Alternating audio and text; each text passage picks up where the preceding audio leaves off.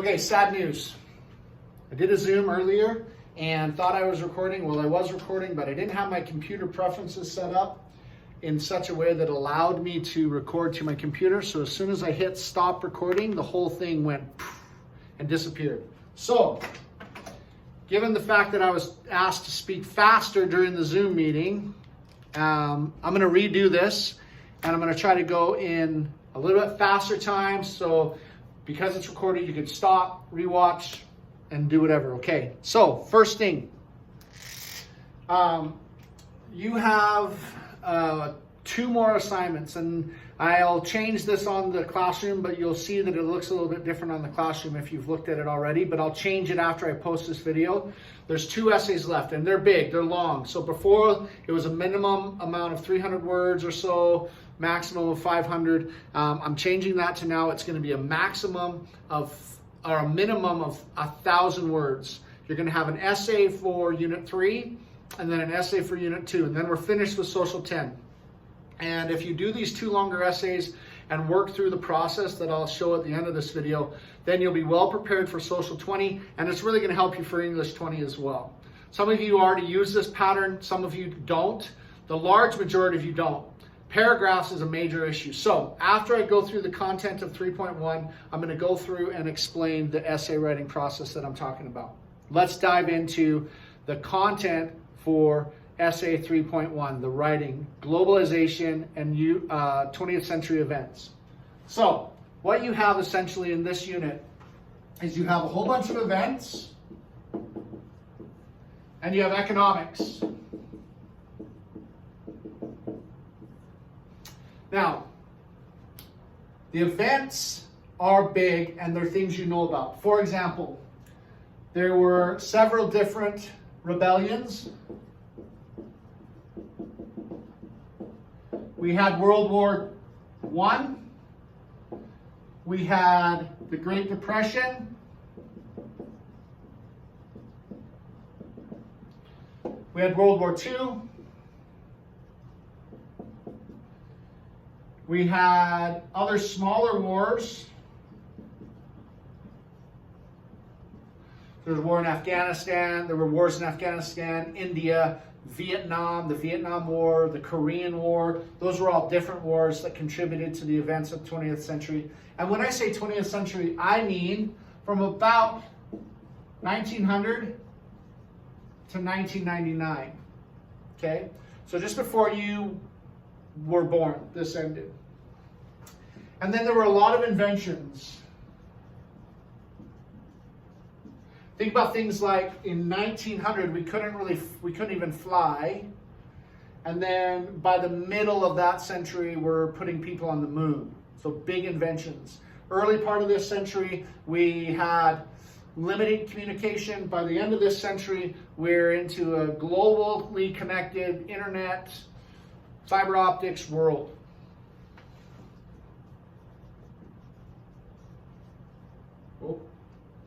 And then, in addition to all those inventions, there were a lot of thinkers. So these are people that may not have contributed to inventions, but they contributed to different thoughts and the way that we view the world. There was also a lot of medical advancements. So there's a lot of things happening in this 100 years. So the part that you guys are all really, really good at is summarizing events. If I were to look at your essays in general, this class is really good at taking big events, summarizing them, and creating an essay. Awesome, no problem. That's something you need to be able to do. That's good. Where you struggle, and where I give the most feedback when I give feedback, is being able to take these events and transferring them to something else, or applying them to yourself. That's harder. It's harder because you're not used to doing it, but it's harder because it is just hard to do. You need practice doing it. So, all of these different events took place in the 20th century, and there was a bunch of stuff that happened in the world of economics. There were some people that were really important, okay? So we've got John Maynard Keynes, we've got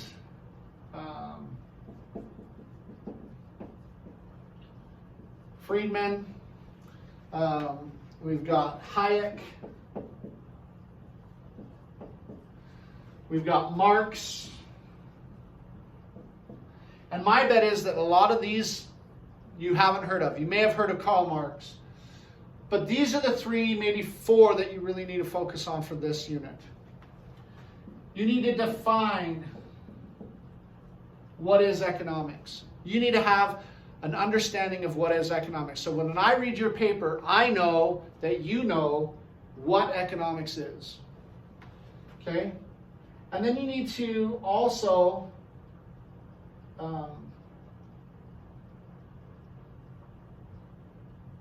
sorry, I just lost my train of thought. You need to also be able to think about some of the systems. So communism, capitalism, free market, global market, international trade, those are systems, okay? So you got to be able to think about that. Now, the hard part for you guys is going to be able to take these events and demonstrate that you understand that they contributed to the development of global economics. Here's an example, and here's what I mean. Take World War I, for example. World War I was a devastating war. Mostly it was Germany against lots of other people. At the end of that war, Germany lost, and they had to pay what are called reparations. So that's money, economics here. That's economy. They weren't allowed to build any more armies. They had to pay huge amounts of fees and tariffs and taxes to other countries, reparations. They weren't allowed to expand their territory and a lot of other things like that. Well, that influences the way the German people feel about money. That influences the way Europeans feel about money. But it also led to, so these economic situations happen. That also led back to World War II, because what we have now after World War I and all of these reparations and these penalties is we have Hitler come along and he say, whoa, wait, that's not fair. Germany should have a right to have a military. Germany should be able to expand its borders. There's territory that we lost that we should be able to get back. We should be able to create a bigger industry. We should be able to create factories and build our economy up. Those reparations were unfair. Germany, let's get all going. Let's go. Start fighting back. And that's what essentially starts World War II. So there's a relationship. World War I happens, influences the economy of Germany, which then leads to World War II.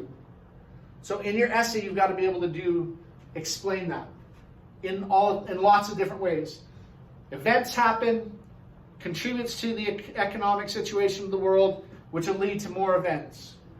Okay, another example, Great Depression. The Great Depression is a topic that you all know about. You've heard about it. 1929, people are buying stocks. They're trying to build their own fortunes. They buy stock in this company hoping that it'll make a lot of money and then they'll make some dividends or make some money back. But what happened was people were getting into this so much that they were buying stocks, not with money they actually had, but they were going to the bank, borrowing money to buy stocks, hoping that that company would make money. We could still call that speculation, speculating. And the Great Depression, when in 1929, when that banking system and that stock market system crashed, led to a change in the way that we think about money. So, prior to the Great Depression, there was a lot of private ownership. The government wasn't involved. They didn't regulate things. That's partially why it got out of control. During the Great Depression, the government had to step in. And other people would come in and say, the government needs to help here. We've got people starving. We've got unemployed people everywhere. The government should be providing jobs. The government should be providing assistance. It was out of the Great Depression that things like social insurance started in the United States.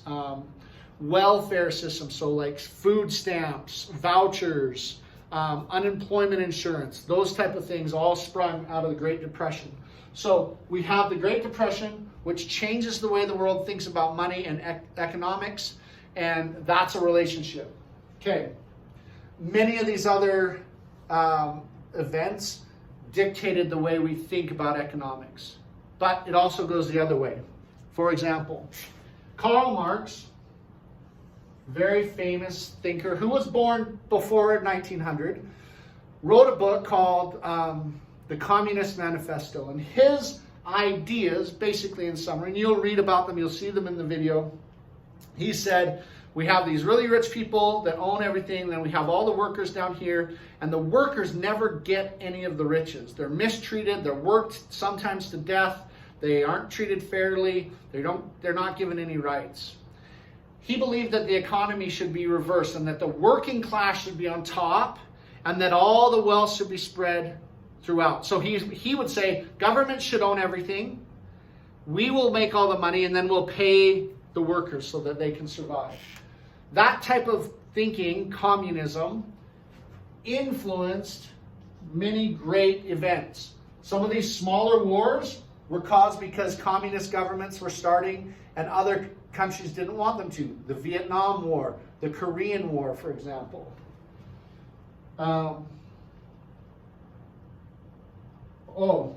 There's a major event I forgot to write up here. The Cold War was started because communist countries like the Soviet Union, China, Cuba, North Korea, those countries followed the ideas of Marx, changed their government, changed their economy, and then influenced major world events, building up a nuclear arsenal, lots of different places in the world where they've stashed these bombs, mutually agreed destruction, these major nuclear, potential nuclear holocaust. Okay, so then we see that the relationship can go back the other way. So people like Marx can influence world events. World events can influence economics and people's thinking. And so your essay essentially needs to explore that. So if I were you,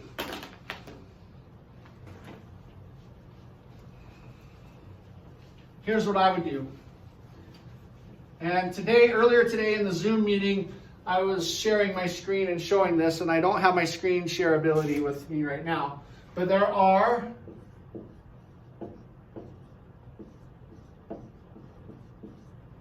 two different sets of videos. There are 5 different videos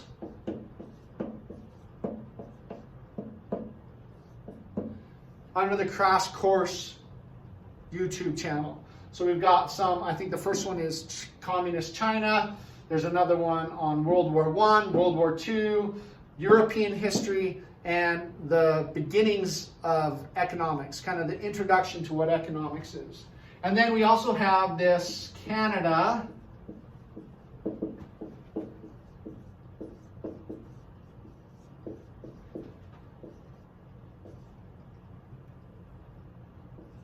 the story of us. So we have these episodes. There's episode 6, episode 7, episode 8. Episode 6 deals with World War I. Episode 7 deals with the Great Depression. Episode 8 deals with World War II. So, if I were you, that's a lot to have to deal with. If I were you, I would make these my number 1 priority. I would make sure I watch these and take good notes on these. Then I would watch episode 6 and episode 8. That's my number 2 priority. And then episode 7 would be my number 3 priority. A really good essay should include stuff from all of this, but you may run out of time and not get to episode 7, and that's fine. So, take good notes. For example, if I were to take good notes about video number 1, it's about China and the communist nationals there.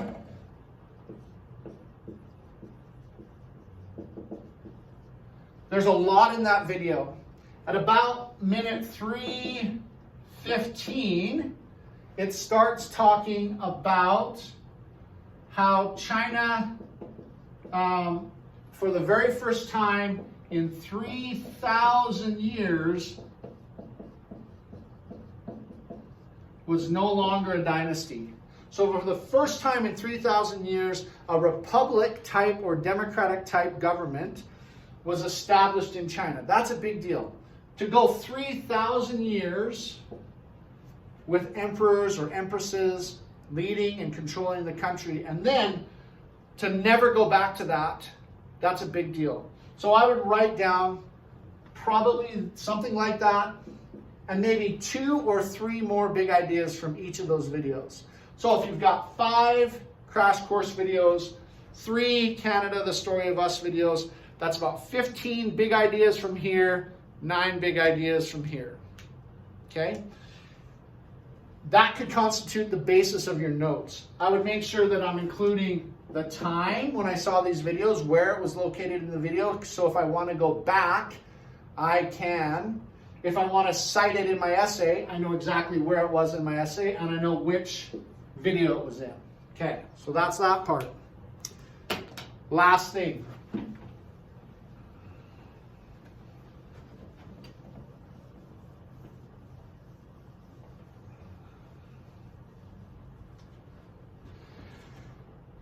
And this is just basic essay writing instruction. A lot of you struggle with one big thing, and that's making paragraphs. So I'm going to go through this. This will be fast. If you're writing an essay, you've got all those notes, all those wonderful things that you've recorded, and you know what your essay topic is about. This essay topic is about global events in the 20th century and how they impacted or created global economics. My first paragraph, and I'm going to write these as if they're blocks. Imagine that that's a whole bunch of sentences. In that paragraph, I'm going to have a couple introductory sentences. And they might say something like, global events in the 20th century led to a change in economics and a development in global economics. That's my statement of purpose. That's what I'm going to try to convince you is true. The rest of my essay is to try to convince you of that.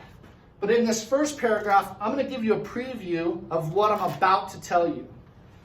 One of the ways that this is true is because people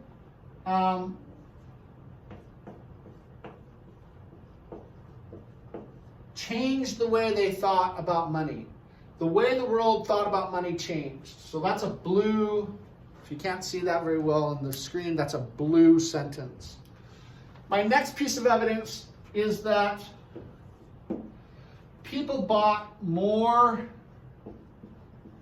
products from overseas. As a result of the change in economics and the development of global economics, people were now purchasing more items from overseas.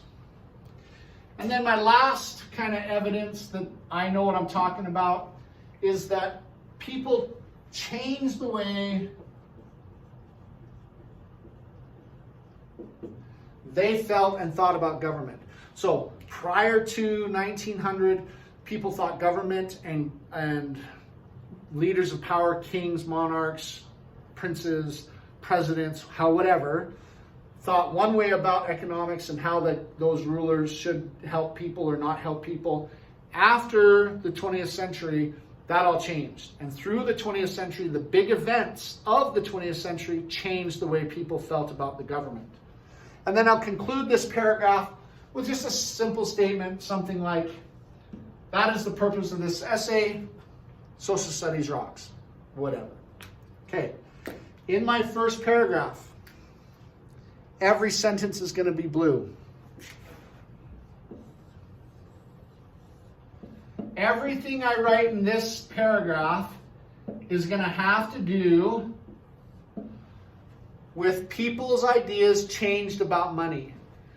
I'm not going to include anything about overseas purchases. I'm not going to include anything about government. The only thing I'm going to talk about in this paragraph is how people changed their minds about money. Okay? In the second paragraph,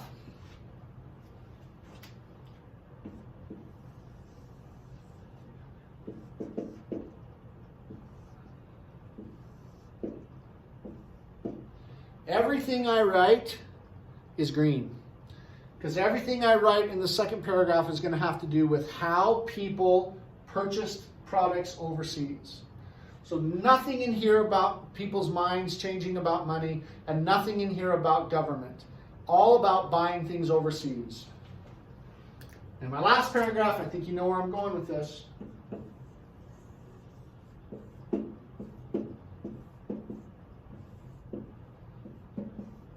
Everything here is going to be about how people's opinion of the government changed. Because of the events of the 20th century, people changed their mind about government, and specifically how they interact with the economy and what is economics.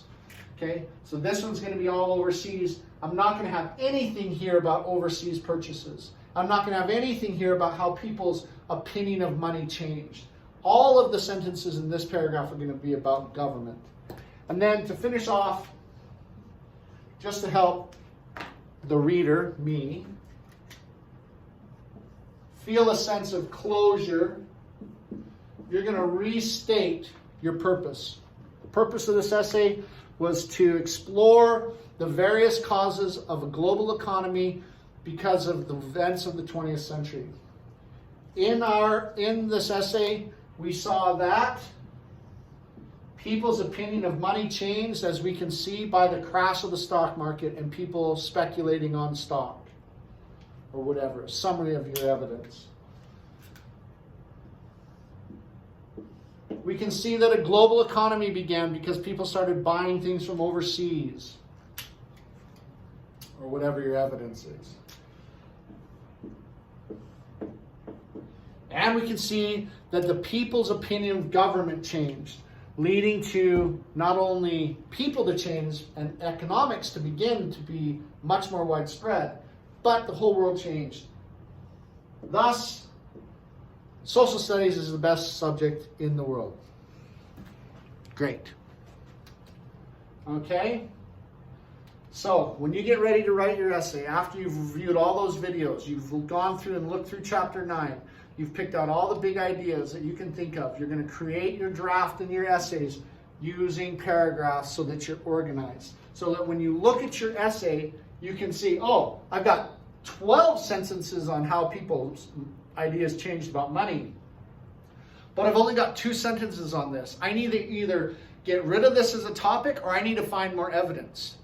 I've got lots here too, but this one's weak. I need to strengthen it, or I need to get rid of it and find a different topic. Everything in its place, a place for everything, very well organized, and you'll be good to go. Okay, so hopefully that was fast enough. Just remember, you've got 2 more essays. You've got a Unit 3 essay, Writing 3.1. I'll change the Google Classroom. It will now reflect the new assignment, which you then will have a Unit 4 essay. We'll take a chapter out of Unit 4, examine the concepts there, and explore Unit 4 through one essay, just like this. Unit 3 essay is due May 29th, I believe, but again, don't worry too much about due dates. Obviously, I'm going to let you work at your own pace on this. I'm going to be super flexible. At this point, on whatever today is, May 20th, 21st, whatever today's date is, I don't know what day will be the last day of school for us. And so we'll see how Unit 4 goes if we have enough time. I may have to adjust that assignment. We'll just see. Okay, I hope this helps. Feel free to email me your questions. Feel free to send me drafts, even send me your notes. Look for more videos coming out as I summarize some of those resources and help you work your way through them. Good luck. Stay safe. Be in contact if you need help.